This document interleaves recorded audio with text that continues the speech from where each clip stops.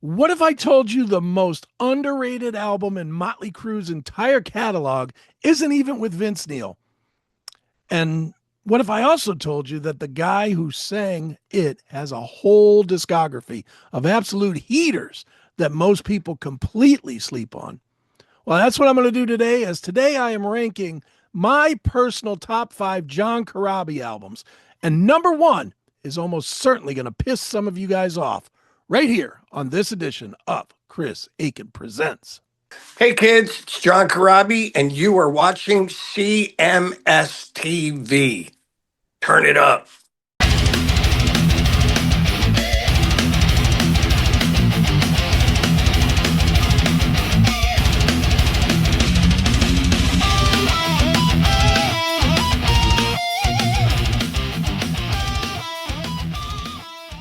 What's up, everybody? It is Chris Akin, and I am back once again with another edition of Chris Akin Presents. Hope you're having a great day. Hope you're having the kind of day that makes you want to do all the podcasty things to help me.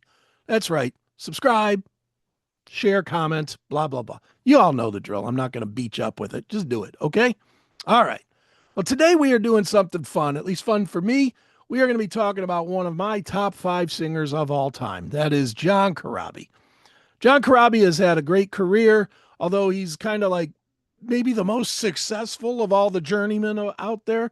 When you think of all these heavy metal singers that have kind of walked through several projects and bands and stuff, Corabi is the guy that is always kind of listed near the top of it, and for good reason.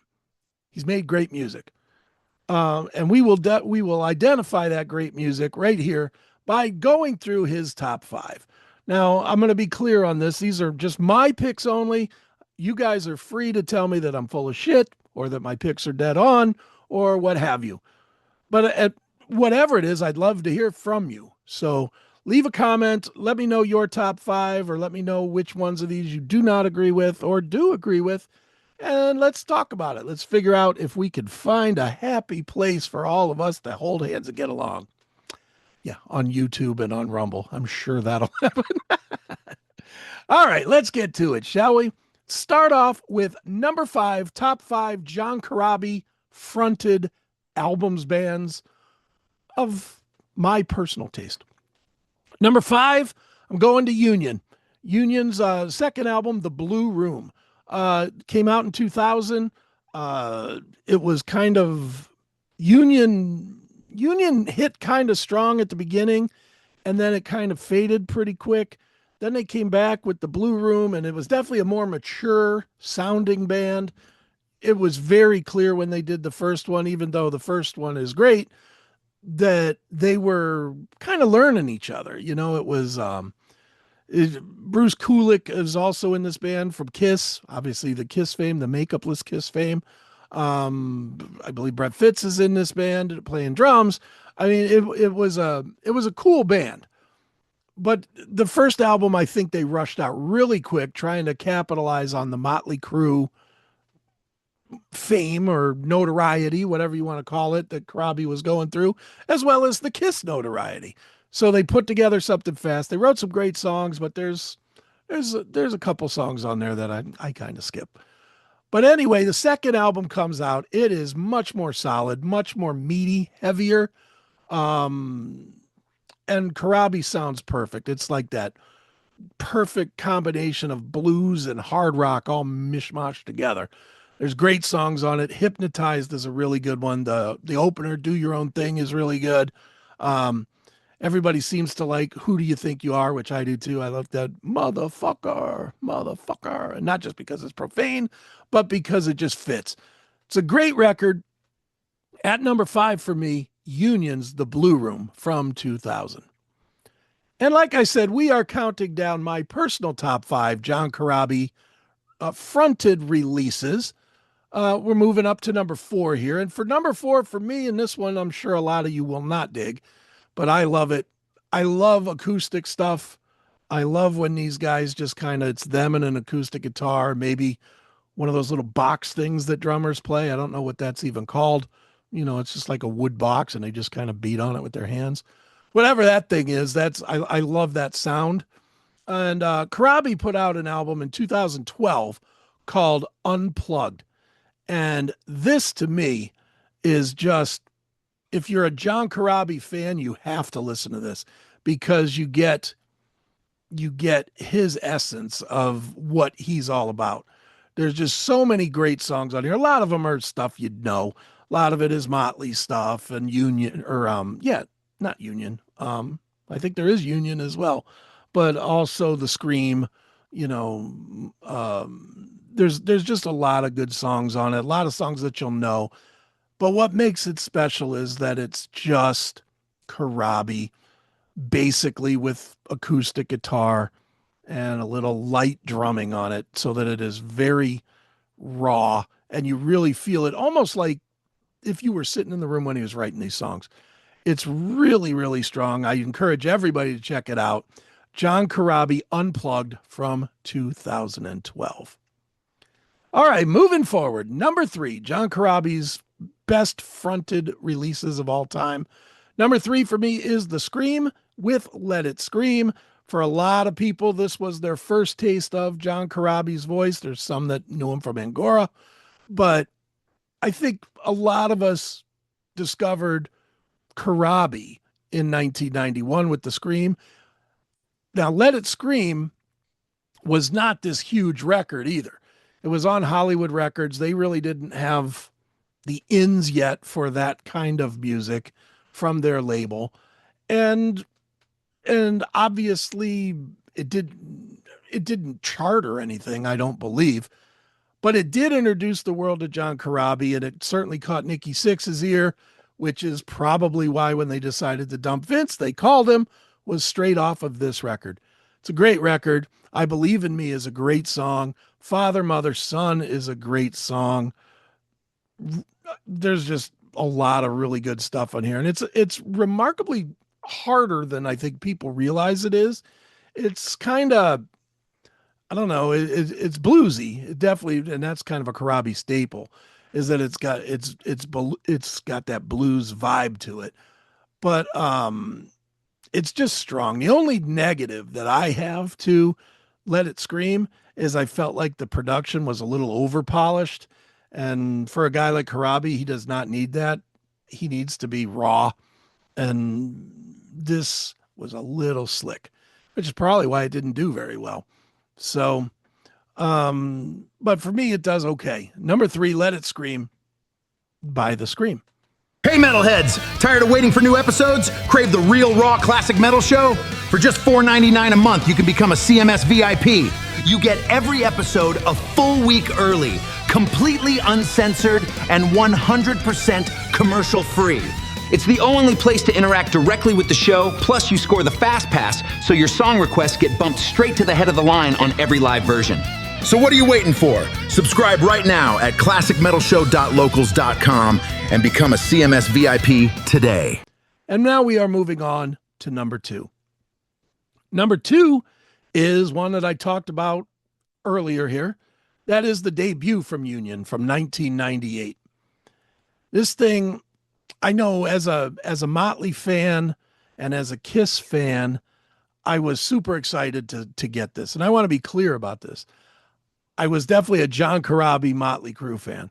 And I definitely, of Kiss, I'm that weirdo that doesn't necessarily love all the makeup stuff, but I love most of the makeup list Kiss, which a lot of that was Bruce Kulick, from Asylum on, Bruce Kulick.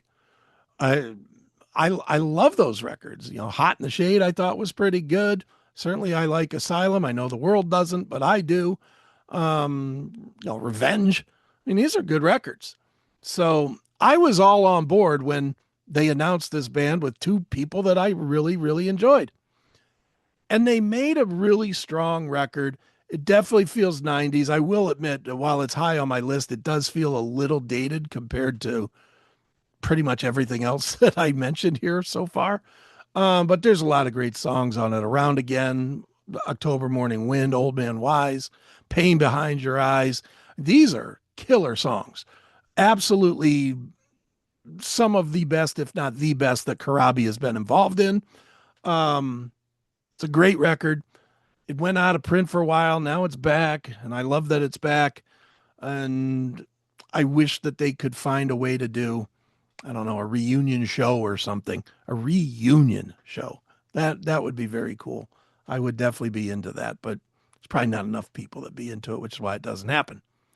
So for me at number 2, that would be Union, self-titled, from 1998, which leaves us with the number 1 of my list of top 5 albums fronted by John Corabi. It's not going to surprise anybody. I literally wrote a book about it. So I certainly am a fan. In fact, the book is right here. Wapow, Mötley Crüe by me. And of course, that's because my favorite from John Corabi is the 1994 Mötley Crüe self-titled album. The one album in the Mötley catalog that does not feature Vince Neil. To me, it is the best album in the Mötley Crüe catalog, period, end of statement. I know those of you that live for Shout at the Devil or Dr. Feelgood totally disagree with me. That's fine. You can be wrong. It's okay. I love this record. I love it so much. It just was a different Mötley Crüe, a heavier Mötley Crüe, a meaner Mötley Crüe. They weren't looking just to sing songs to get them laid. They were singing like about real shit. Like songs like Misunderstood were great. Now there were some uplifting songs as well. Like Love Shine is a really good song, but most of the stuff was like the Hooligans Holiday type stuff, or Till Death Do Us Part, even angrier stuff like Uncle Jack. I mean, these were some really, really strong things. I think that they got bit by 2 things. I think one, the timing was really bad. 1994, everybody was into grunge. I don't care what Mötley Crüe sounded like. People were still going to be like, oh, those guys from the 80s, right? And that definitely bit them. Because honestly, a lot of grunge people, if you would have called this something else, it probably would have done better. Black Crowes didn't have any problems selling any records in that same time period. So I think if it was called anything else, it probably would have done a little better, or at least it wouldn't have been shunned as hard as it was. And the other thing to it is the obvious. John Corabi didn't sound anything like Vince Neil. And I think that killed him. Not so much on these songs. I think people, if their only real experience to it was hearing these songs, I think they'd probably like it a little more. But I know a lot of us, myself included, when they announced the tour, we went to those tours, and it was them and Type O, the show that I saw. And Corabi singing the other songs is where you kind of lost me. I didn't really enjoy hearing Corabi singing Home Sweet Home as much as Vince. And that's stunning because Vince is so horrible and always has been live. But those are still his songs to sing. And to have another guy with a totally different sound, totally different pitch, a totally different depth to his voice, people just weren't going to gravitate to that. It's the same thing as like Blaze Bayley joining Iron Maiden. Same exact principle. Blaze is a good singer. Blaze has a couple of really good albums out there, Blood and Belief and Silicon Messiah. I mean, there's greatness there. So Blaze can absolutely sing, but in Iron Maiden, just didn't work. Wasn't what we wanted to hear. Same thing happened to Corabi here. I think people just didn't want to hear it, and they weren't going to accept it, and makes it all the more shocking and surprising that John Bush was able to do it and get over with Anthrax, because it's almost the same scenario, but it worked sort of for Anthrax, did not work at all for Mötley Crüe. And that's why Anthrax had 10 or 12 years with John Bush, and Mötley Crüe had one and done with John Corabi. So that's my list. I'll recap it real quick. At number 5, Union's The Blue Room. At number 4, Unplugged from John Corabi. Number 3, The Scream, Let It Scream. Number 2, Union self-titled. And at number 1, Mötley Crüe, self-titled, 1994. That's my list. What's your list?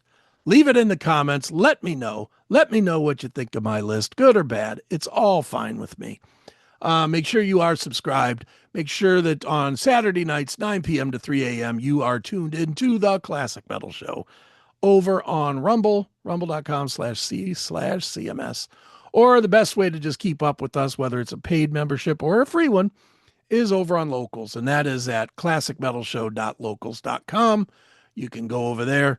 You can subscribe for free, and you'll get the live show is available there and whatnot, as well as if you want it without commercials and you want it, way in advance. A lot of times, the episode releases, my interviews, etc.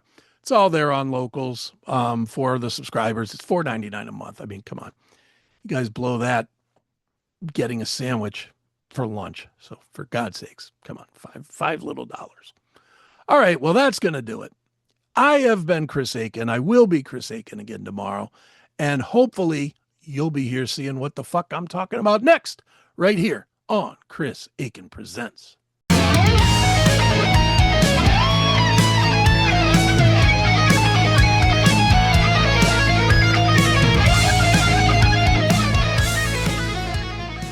Looking for your daily dose of classic metal? Follow the Classic Metal Show on X at x.com/CMSRocks. Get the latest classic metal news, honest opinions, exclusive clips, and full episodes of the Classic Metal Show. Want to interact with the show?